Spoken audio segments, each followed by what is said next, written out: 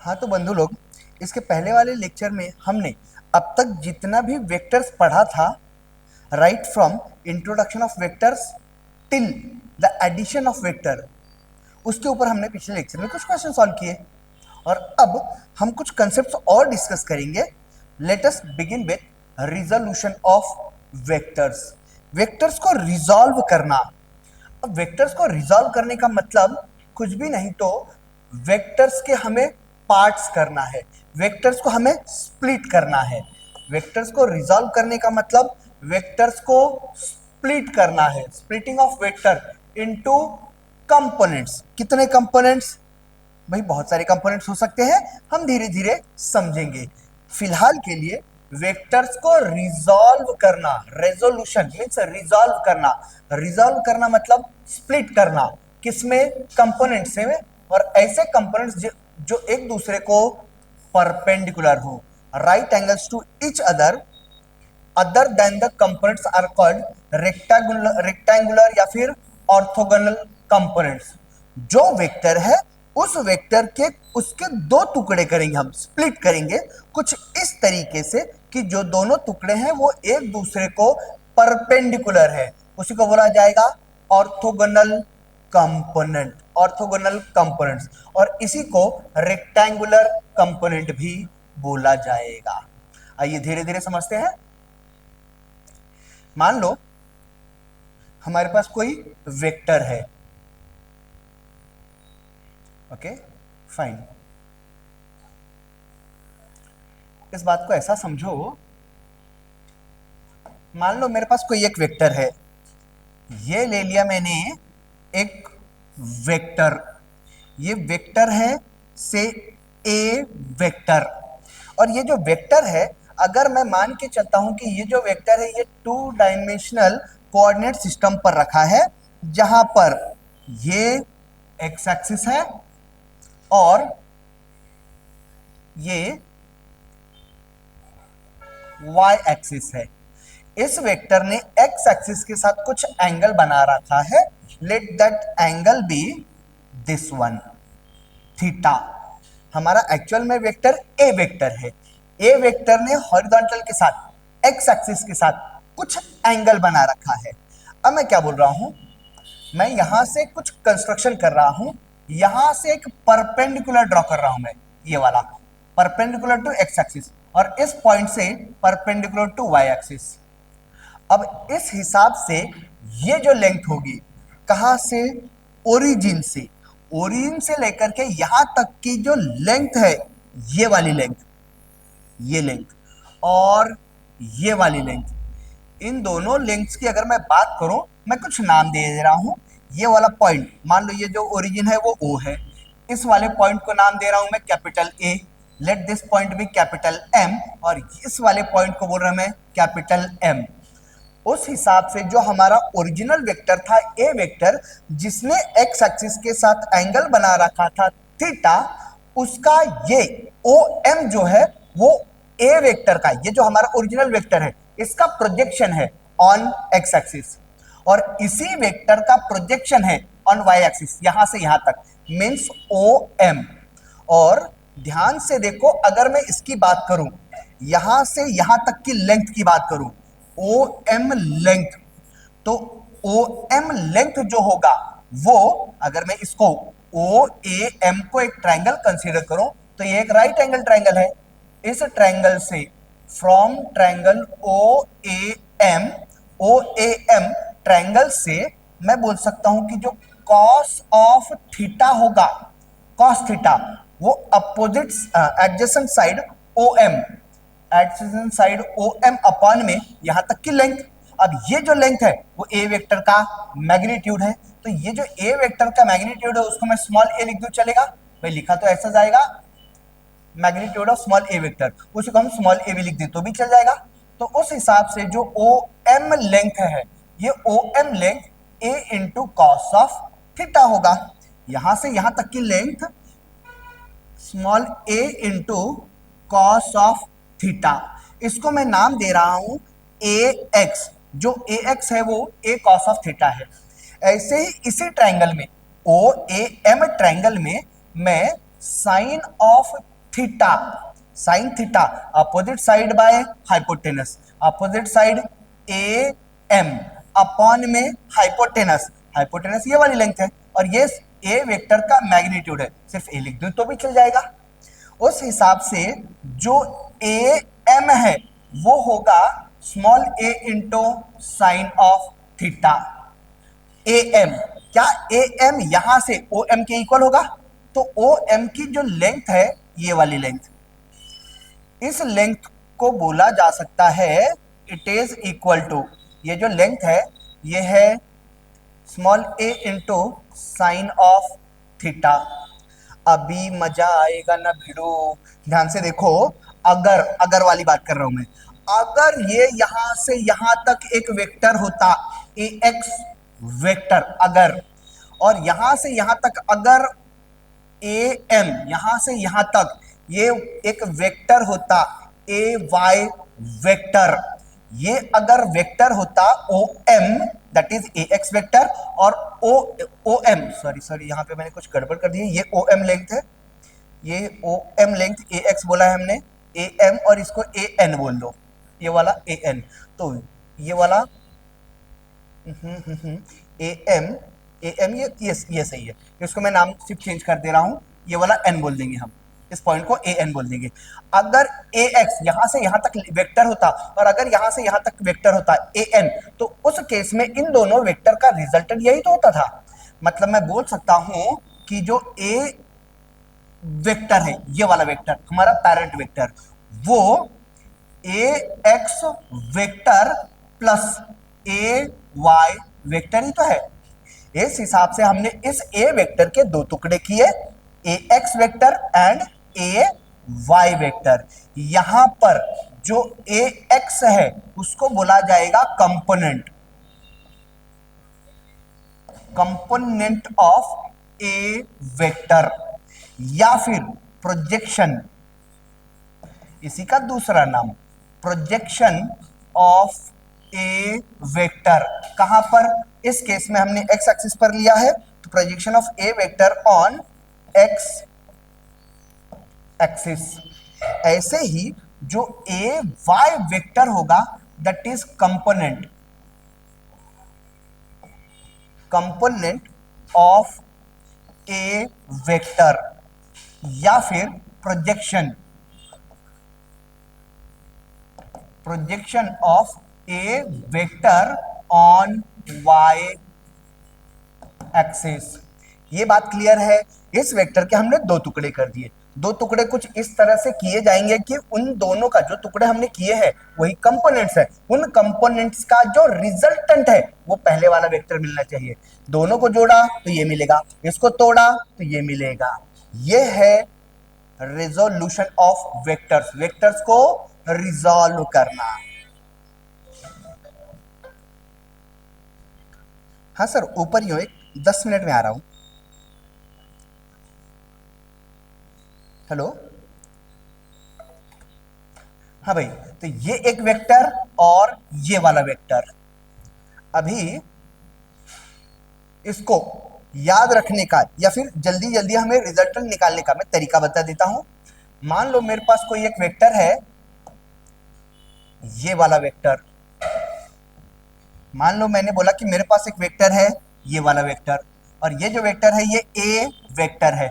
इस वेक्टर के टुकड़े कर दो, तो इस वेक्टर का टुकड़ा हम किसी भी डायरेक्शन में, हमें कंपोनेंट लेना है, हम इनफाइनाइट नंबर ऑफ कंपोनेंट ले सकते हैं, लेकिन एक प्लेन में सिर्फ दो ही कंपोनेंट होगा।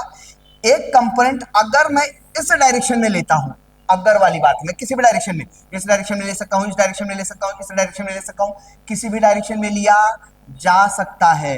लेकिन मैंने बोला कि अगर इस ए वेक्टर का एक कंपोनेंट मैंने ये ले लिया, तो ये तो कंपोनेंट है, अब इस कंपोनेंट को मैं नाम कुछ भी दे सकता हूं। अब इस वेक्टर का ये जब कंपोनेंट है, असली वाला वेक्टर तो ये है, इसके टुकड़े कर रहे हैं हम, ये जो टुकड़ा है इस वेक्टर ने असली वेक्टर के साथ में अगर एंगल बना रखा है थीटा, तो ये जो वेक्टर होगा इसका मैग्नीट्यूड होगा ए कॉस थीटा। और जो दूसरा वेक्टर आएगा, दूसरा टुकड़ा, एक कंपोनेंट तो हमने ले लिया, जो दूसरा कंपोनेंट होगा वो पहले वाले कंपोनेंट के परपेंडिकुलर होगा। परपेंडिकुलर कुछ इस तरीके से कि दूसरे वाले और ये पहले वाले का जो रिजल्टेंट है वही हमारा ओरिजिनल वेक्टर मिलना चाहिए, ये हमारा ओरिजिनल वेक्टर है। तो सीधी सी बात है, मैं यहां तो दूसरा टुकड़ा लूंगा नहीं, दूसरा टुकड़ा आना चाहिए इस कंपोनेंट को परपेंडिकुलर। तो यहां अगर मैं ले लेता हूं तो इस वाले वेक्टर का और इस वाले वेक्टर का रिजल्टेंट तो यहां कहीं मिलना चाहिए, मतलब इधर नहीं होगा, दूसरा कंपोनेंट कहीं यही होगा। और अब देखो ये दूसरा टुकड़ा होगा, इन दोनों का रिजल्टेंट यही आने वाला है ना। हाँ भाई, फिर से पेरेंट वेक्टर ये है, पेरेंट वेक्टर के साथ पहला टुकड़ा मैं किसी भी डायरेक्शन में ले सकता हूं। पहला टुकड़ा लिया मैंने, अगर पहले वाले टुकड़े ने एंगल बना रखा है थीटा, तो उस कंपोनेंट का जो टुकड़ा है दैट इज कंपोनेंट, उस कंपोनेंट का मैग्नीट्यूड होगा ओरिजिनल वेक्टर का magnitude into cos of theta. और जो दूसरा वाला वेक्टर आएगा वो पहले वाले कंपोनेंट को परपेंडिकुलर, दूसरा कंपोनेंट पहले वाले कंपोनेंट को परपेंडिकुलर, और दूसरे वाले का जो मैग्नीट्यूड आएगा वो होगा a इंटू कॉस, इसके साथ गया है तो दूसरे वाले के साथ साइन जाएगा, साइन थीटा। ये बात यहां तक क्लियर है।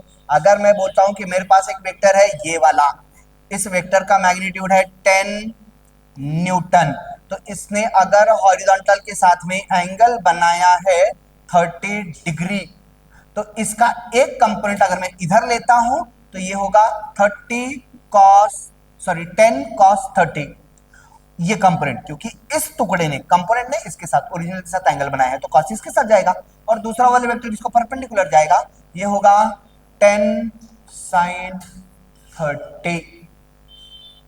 आई होप सो इतना क्लियर है। आगे बढ़ेंगे और डिस्कस करेंगे कंपोनेंट इन 3 डायमेंशंस। 3 डायमेंशन में कंपोनेंट अगर लिया जाए तो कितना, कंपोनेंट इन 3 डायमेंशन, सॉरी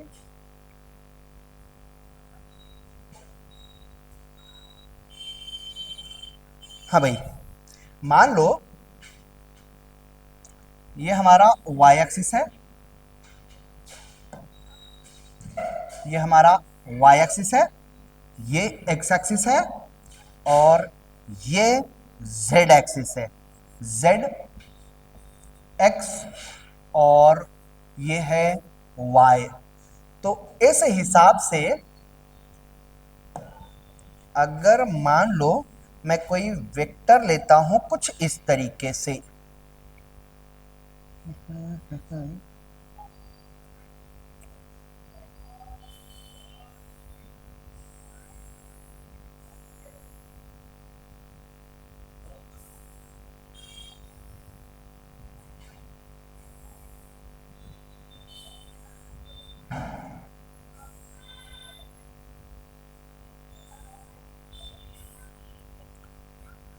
हाँ भाई, ये मैंने ले लिया एक वेक्टर, कहाँ है ये वेक्टर, ओरिजिन इसका यहाँ है, मीन्स उसका टेल एंड, और ये है vector, let this vector be A vector, जो कि इस क्यूब का बॉडी डायगोनल है।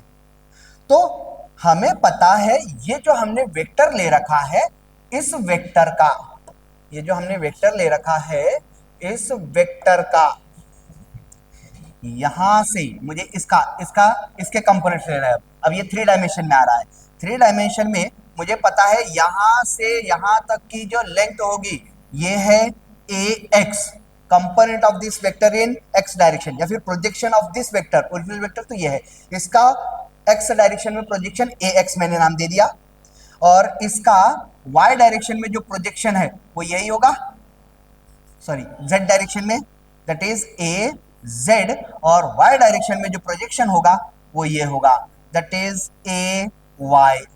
तो अब समझ के लोगे यहां पर जो यहां से यहां तक का अगर वेक्टर होगा, ध्यान से देखो, अगर ये वेक्टर होता तो ये ax और az इन दोनों का रिजल्टेंट होता था, ये वाला ax vector plus az vector होता था, और ये वाला ay वेक्टर यहां से यहां तक, ये वाला ay वेक्टर, तो इस वाले वेक्टर का और इस ay वेक्टर का रिजल्टेंट तो a वेक्टर आएगा।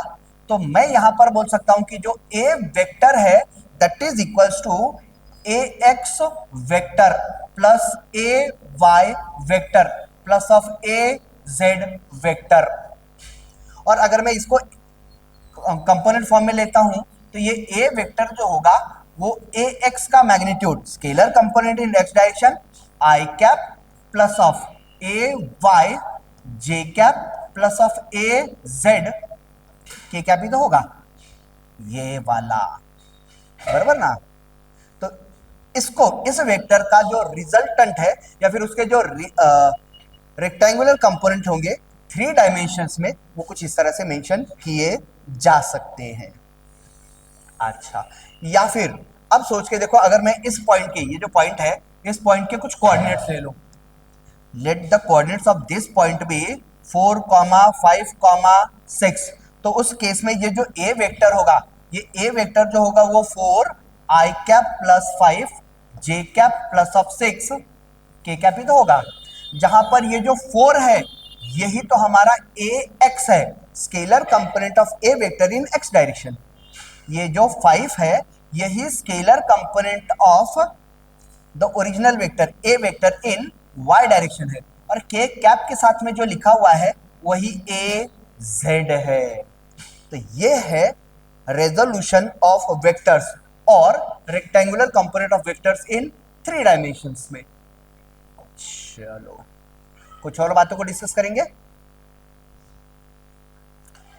कॉन्सेप्ट ले लो डायरेक्शन कोसाइंस, कॉन्सेप्ट ले लो डायरेक्शन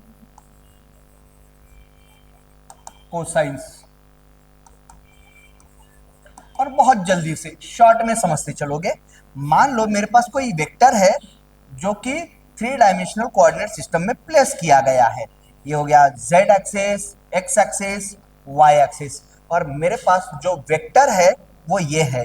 3 डायमेंशनल कोऑर्डिनेट सिस्टम में जो वेक्टर रखा है वो ये, मैं नाम दे रहा हूं फिर से, a वेक्टर।